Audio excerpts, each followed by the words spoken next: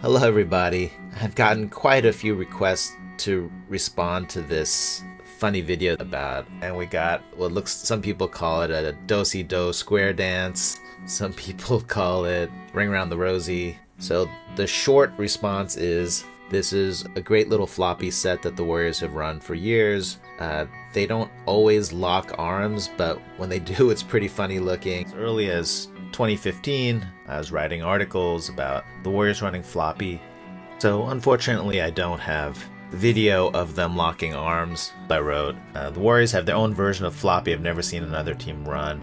Klay and Steph both start under the basket and basically orbit each other, sometimes locking arms, and generally spin around Three Stooges style and try to run their defenders into each other, and then one of them flies out and uses a screen. Sometimes the other one will use the other screen as a second option. So this play has been around. I think it's even dating back to the Mark Jackson days. Here's one classic example from a Denver game, I think from 2015. Camera work's not great, but Steph and Klay are over here. You can see them orbiting each other. Now Klay fires out, gets this pin-in screen. Steph on the other side is getting a pin-in screen from Andrew Bogut. This is very retro. This part is not retro. You see this happen all the time nowadays. Klay came off the pin-in screen. 2 Denver Nuggets followed him. So Draymond rolls to the basket. Klay releases it to Draymond, forces this rotation from, I think that's Kenneth Fareed, which means there should be lob available for Bogut. Really good hustle from this defender to get there though. Unfortunately, this defender also came in because it was an emergency situation which left Steph open. Now there's a rushed closeout which Steph can attack.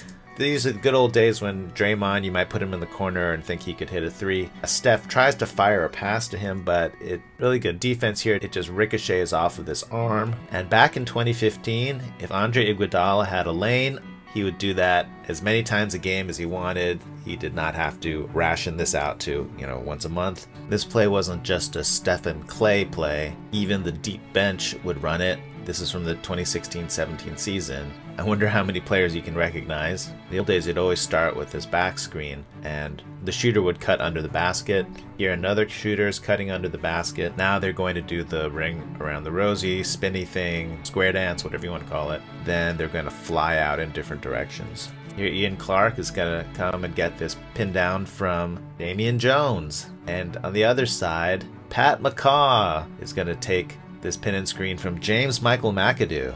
Those are the days. Similar issue dealing with this cut. 2 Spurs end up going to Ian Clark. I think you can get fired for following Ian Clark, but it was an honest mistake. Damian Jones now slips, hangs on to the pass, and fouls. So now we have the full context for this funny locked arm version of the floppy. This play starts with Steph doing a dribble handoff, and the ball will swing back to Andrew Wiggins at the top. He'll be the passer. Now Steph and Poole converge underneath the basket. They're going to orbit each other and then fly out in different directions. The whole arm locking thing is strictly optional, but really fun to watch. And there's some kind of physics here about centrifugal force. This is like those slingshots that NASA uses when trying to send a spaceship out to Jupiter. It's not just cool to look at, but it's also slightly practical. A commenter on Dubnation HQ said, how they talk about Steph's gravity. Has anyone called the new play the Curry gravity assist yet?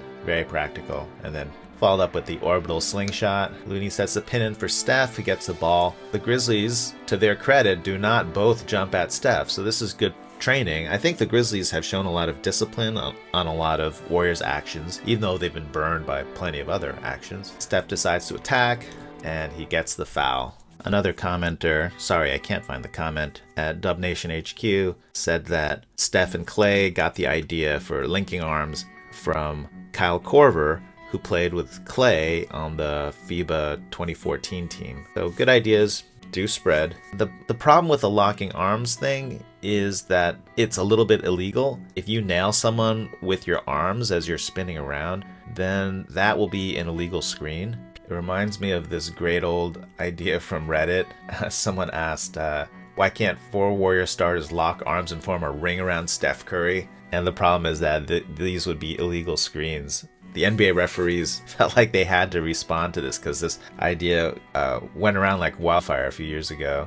Well, while we're here, why don't we look at a few more floppy plays since the Warriors have been running the heck out of this set. In this particular version, Steph is going to run under the basket and come out and get this pin-in screen. And then Draymond is going to set a pin-in screen for Klay on the other side. We need someone to rotate to the open Steph. Jaren Jackson Jr. manages to bother Steph here. Steph attacks a closeout. There's a lot of people closing out to Steph though. So Steph's man finally recovers to him. Jaren Jackson Jr. is still with Steph. I'm not sure if this is the Shining Twins defense or whether it's just a mistake. But in any case, Otto Porter Jr. says, fine, you don't want to guard me, I'll go to the basket. Steph finds him, forces Tillman to rotate from the weak side. Memphis is smart. They see that Draymond, if someone doesn't stop him, he's going to get a dunk. But we have this fellow sinking in to make up for this man who's rotated. Otto Porter doesn't try to force it to Draymond, who's now covered by this man. And Steph still has two friends who want to play with him forever and ever and ever. And so that means we have two Warriors at the top here, completely open. Ja with some good effort to close out, but Klay just sidesteps him. And in fact, Ja kind of clips Klay's leg. Some people think this is the beginning of Ja's injury problem. This is the same floppy set that we saw before. We have Steph handing it off to Dre, Wiggins coming up to be the passer, Draymond throws it over. It looks like Steph is going to swoop around again to get this pin down like last time, but instead Steph is going to detour and set a screen for Klay. There'll be a second screen waiting for Klay over here. The screen works like gangbusters. For some reason this floppy is working pretty well against Memphis. There's a lot of help rotating. This guy's flying by over the top. This guy's waving his hands.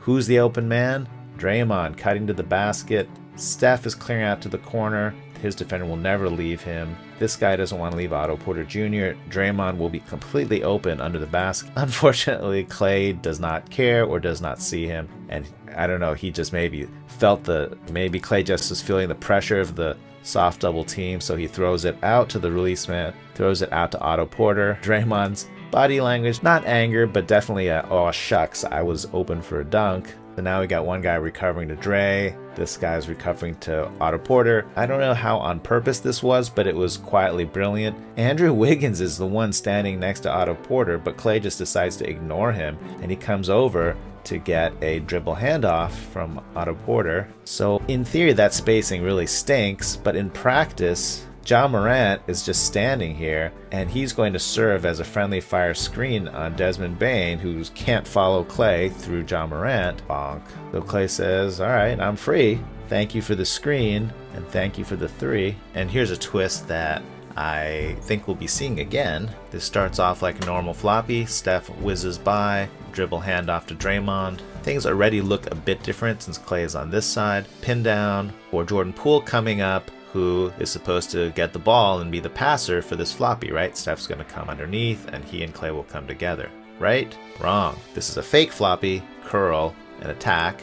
I think they got to work on the spacing on this. Klay is trying to back his way into this corner. Steph is curling out this way. I don't know, maybe it'd been better for him to go to the far corner. Otto Porter is going to track down this pass, and he airmails that to nowhere. Poole almost gets this rebound. That particular run didn't go so well, but I can see promise there.